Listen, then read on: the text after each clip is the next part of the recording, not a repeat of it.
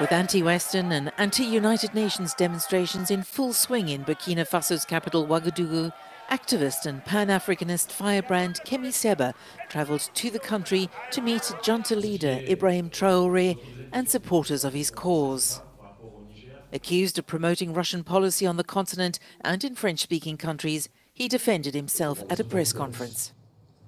J'ai tenu un discours en disant que si la Russie To the Russian authorities, I made a speech saying that if Russia makes the mistake of wanting to reproduce the same neo-colonial schemes in Africa that France committed, we would fight Russia.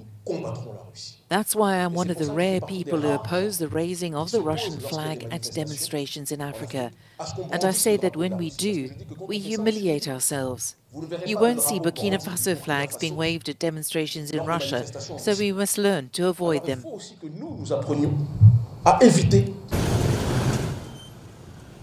On Saturday, Seba failed to turn up at a meeting in Ouagadougou, which appeared to be largely boycotted by the young people due to attend. I'm very disappointed because we've been here since 2 p.m. and we've been waiting for 2 or 3 hours, and in the end they came to tell us that the conference won't be taking place. It's really a total disappointment. For many in Burkina Faso, the Pan-African rhetoric is far removed from reality on the ground, with young people dying every day as they try to reach Europe.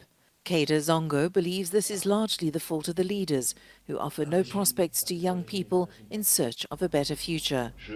For this generation, it's difficult to believe in speeches made by new saviors, when the leaders have no will for change.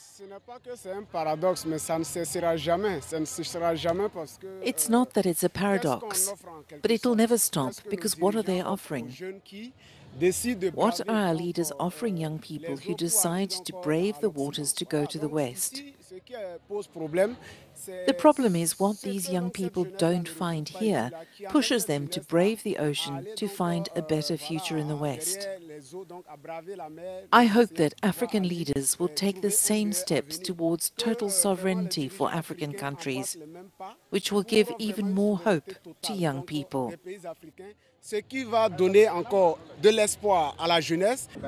These young people are calling on the authorities to invest in programs that will enable them to stay in their country.